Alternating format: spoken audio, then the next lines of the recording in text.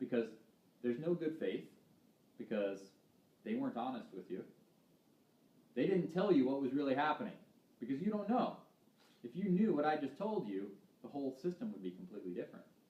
Right, so there was no good faith. There was no mutual consideration because they didn't put up any risk. They put up no risk. You put up all the risk. There's no mutual consideration. There's no full disclosure. Same thing. They didn't tell you, okay, well, we're actually just going to go over to the computer here and send an email. And in the email, we're just going to say that we have $400,000, you know, and they're just going to believe us because we're a bank. That's it, really. There's actually no money at all. We're just pretending there's money so that you'll work for 30 years and be a slave to the institution. Right? They didn't tell you what's really happening. So the contract isn't valid. The contract's not valid. So what's happening is the system is set up for your failure. And the reason why it's set up for your failure is because here's what happens, is the older you are, the more you can see the truth of this. But even if you're not very old, again, you can do this research. You don't believe anything that I'm saying. Do your research, ask your questions, check your facts, check the stats. Right? So if you look at a graph of the economy of the United States, right, you're going to see, like back in the Great Depression, you know, the economy was horrible. The amount of people that had jobs was really low. You know, the annual income per capita was really low.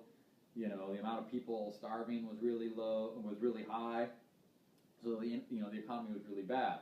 You know, whereas in like 1996 or whatever, you know, our economy was really good. You know, blah blah blah blah blah blah. Well, the economy is always, you know, doing its ebb and flow. It's ebb and flow. In 2008, we had like our most recent, you know, sort of economy collapse. You know, a lot of people were out of jobs. Blah blah blah blah blah blah. Well, here's the thing: is that what happens is when the institution, when the powers that be want to and choose to and decide to boost the economy, all they do is print a bunch of paper. That's all they do. They print a bunch of paper and they give out really low interest loans. All of a sudden there's all this paper and all these low interest loans and people are like, oh my God, I can pay 1% and I can get a house? That's amazing. Or I can pay 1%, you know, 1% financing and get this car, or no percent financing for all this time, or blah, blah, it's amazing. I can handle that, I can do that, blah, blah, blah. I've got a job, I make this much money, I make this much money. Yeah, I'm making this much money, I can easily pay for that house and that car and that boat. Because I only have to pay this little bit per month. And at the time, it's totally true because the economy's great. But see, here's what happens, is that the economy is great, and so people take out loans, right, to buy a house, to buy a car, or maybe someone takes out a loan to start the business they've been wanting to start. Oh man, I'm an entrepreneur. I noticed that there's a need for an ice cream shop here, or there's a need for a boutique here, or there's a need for an auto repair place here. You know, I can see that there's not enough restaurants here, blah, blah, blah, blah, blah, blah. So you take out a loan, you start the business. Well, the economy's going great, and so people are at the business and they're spending money. Well, then you hire, waitresses, you hire, busboys, you hire cooks, you hire a manager, you hire whatever employees it is you need for their store, which creates more jobs, which makes the economy even better. And then those people, now they have jobs, now they're making more money, so now they go and spend money. Because what do you do with money? You spend it. Almost nobody has more money in savings than they do in debt. And even so, most people don't have enough money in savings to be able to, live for many, many years without making money. So almost all money is just spent. And the first thing that you spend money on when you have access is, the pleasures. You go to the movies more often, you buy 2 things of popcorn instead of 1. The kids don't have to share a soda anymore, they get their own sodas. You buy new sneakers. Instead of going to the thrift store, you go to the mall. Instead of going camping, you go to the Bahamas. You do the same stuff, you just spend more money on it. You still eat food, you just eat expensive food. You still take a vacation, you just take an expensive vacation. So all the money's spent. Well, it goes into the economy, and everyone's like, oh yeah, everyone's got more jobs, so everyone's eating out at restaurants more, the economy's booming, it's going great. All of a sudden, right, you've got this 30-year mortgage, you've got this 10-year car payment, you've got a great job. Well, all of a sudden, they stop giving out loans. They raise interest rates. Maybe the stock market, goes for a little crash, and everyone's like, "Oh my God, I better stop spending money. This could be bad. Better stop spending money." Well, what's the first thing people stop spending money on? They stop spending money on the Bahamas. They stop spending money on the big screen movies. They stop spending money on, the expensive, frivolous things, the night out to the restaurant, all the excess money. They hold on to it, and they're like, okay, I'm just gonna, cook at home for a while until the economy is better, and I'm, gonna be guaranteed, blah, blah, blah. Well, as soon as people stop going to the restaurants, well, guess what happens to that restaurant? Well, they've got to pay their electricity, they got to pay their employees, they got to pay their rent, they got to buy all that food. They've got this huge overhead. Well, now people aren't eating out at the restaurants, and so all of a sudden, they're not making money anymore, and now they've got to close that business. Well, what happens when the restaurant closes? The waitress loses her job, the busboy loses his job, the cook loses his job, the general manager loses his job, whoever owned that piece of land that was, providing the rent no longer gets the rent. The whole system shuts down, right? Well, now that waitress is out of a job, now she has no money, so now she stops paying rent at her apartment. She goes to live with her parents or with a boyfriend.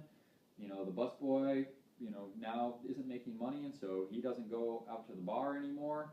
He goes and buys something way cheaper that he can drink at home while he's in his own house, because he doesn't have money to spend $5 on a beer at a bar. Whatever it is, people stop spending that money because now they don't have that money to spend. Right? So that happens, and it's just this chain effect, because everyone in that restaurant that loses their job and stops spending money, it affects the next restaurant, and now that restaurant has to shut down, and all those people lose their jobs. This car dealership has to shut down. This grocery store has to shut down. This has to shut down. This has to shut down. Blah blah blah. It starts crumbling. It starts collapsing. It's called an economy collapse for a reason, because it's all linked. It's all linked. It's all linked. It's all linked. It's all linked. It's all linked. Most people in the United States don't have jobs that actually produce something of real value. Most people have jobs like being a waitress. You're in the service industry. You're a telemarketer. You're not a farmer. Right? Food's always going to be in demand. Right? When the economy collapses and you're a farmer, you actually get rich, because everyone still needs food, and food is now more valuable than ever. Right? But if you're a bartender, you potentially lose your job, because people aren't spending $5 on a shot anymore. They're spending 45 cents on a shot, buying it in the big bottle at the liquor store. Right? So you lose that job. So most people's jobs, and most people aren't self-employed. Most people aren't working for themselves, so they're dependent on their employer. So if their employer has to downgrade or downsize, you lose your job. My dad got laid off when I was a kid. He had a big corporate job, made a lot of money, and he got laid off, and it was the first time in a really, really, really long time that he hadn't, had this, big secure, job, whatever. He had, he tried to be an insurance salesman. He tried all the classic things, the car dealership guy, tried to start his own businesses. It's real difficult if you've never done that before. And so our lifestyle completely and totally changed, because he was the one that was making all the money, and all of a sudden he's not making any money. Just like that. We've got this really big, nice house. We've got way more than enough of everything, blah, blah, blah. And just like that, all of a sudden, you don't actually own your house. It was easy to make the payments when you were making money, but you don't own the house. And guess what? You still got to make the payments even though you're not working a job. Guess what? You still got to buy the food. It was easy to pay for the food earlier when you had the job. Now that you don't have the job, all of a sudden you still need the food, you still need the electricity, you still need the house, and now you have to pay for it all and you have no income. That's hard, right? Well, see, here's what happens is you might be paying your house. For example, my parents are still paying the mortgage on their house, and we've been there for 26 years. They're still paying the mortgage. They've refinanced, multiple times, right? They're still paying the mortgage on that house. And what happens is is you could be paying a mortgage for 10, 15, 20 years. You could have paid 25, 30, 50, 75, you could have even paid 90% of that house. All of a sudden you get hurt, the economy collapses, you lose your job, a family member dies, you got to take care of them, something happens, right? All of a sudden you're not making that monthly income. Well, you still got to pay that monthly mortgage. So maybe for a period of time, you borrow some money from a family, you find some odd jobs, you're able to scrape it together, but then after a little while, you can't make the payments anymore. You stop making a payment, they send you a default letter, you still can't pay it, they send you another default letter, then they send you a foreclosure notice.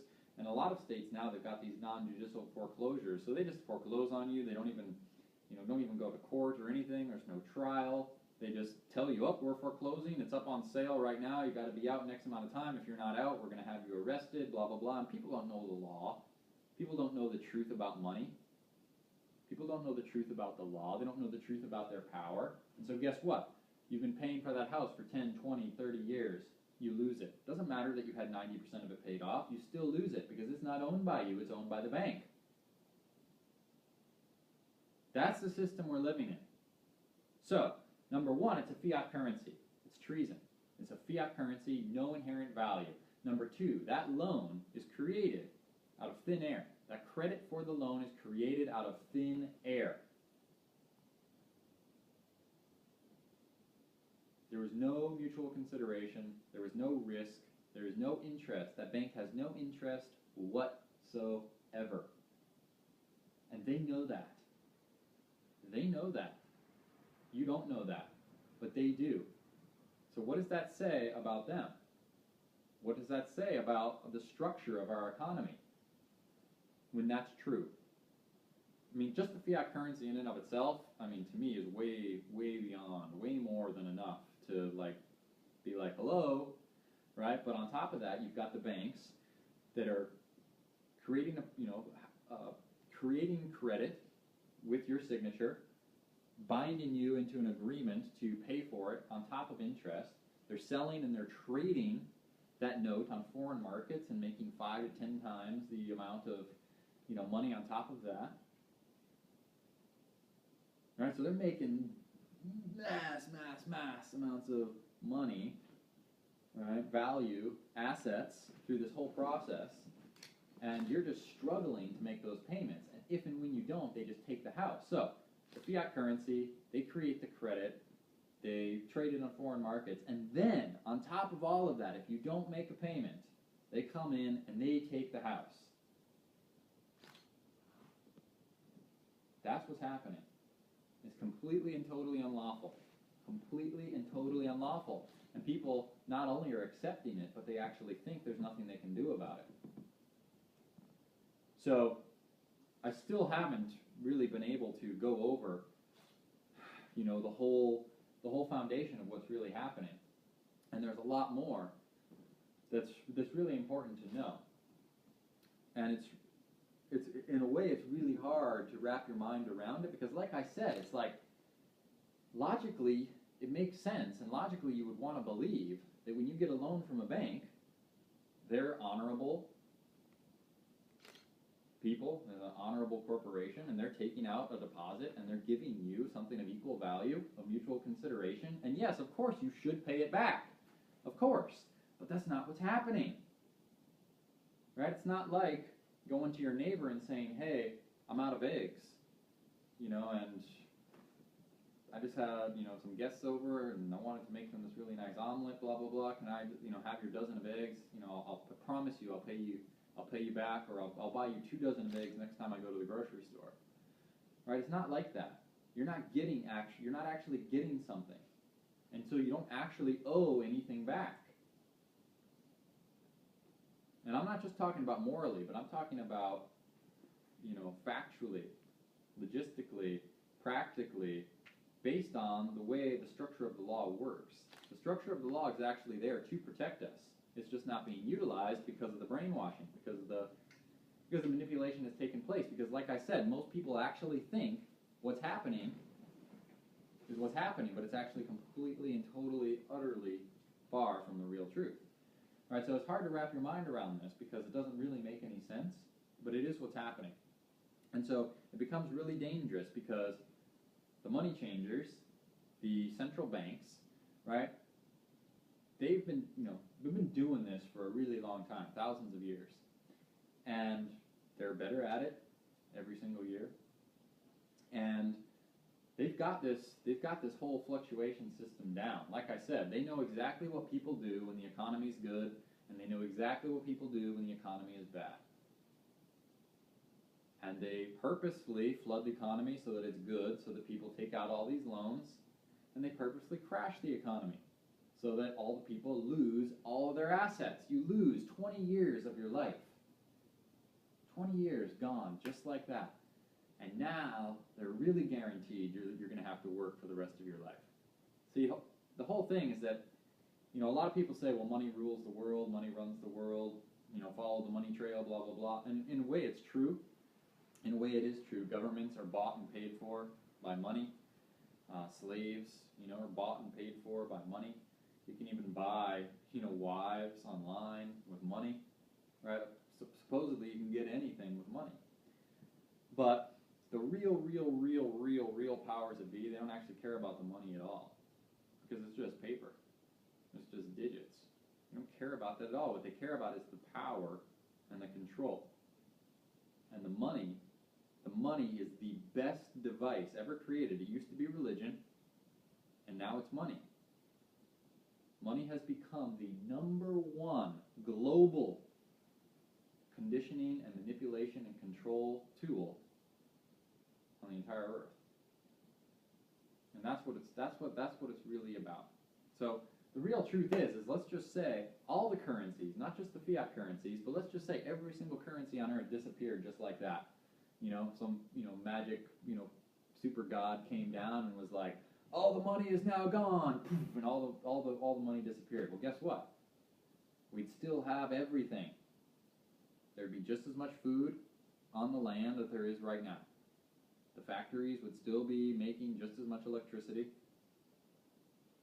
The power plants would be making just as much electricity. The factories would be making just as many sneakers or, Twinkies or, whatever all that processed crap that factories make is that you want. It's still all there. It still all exists.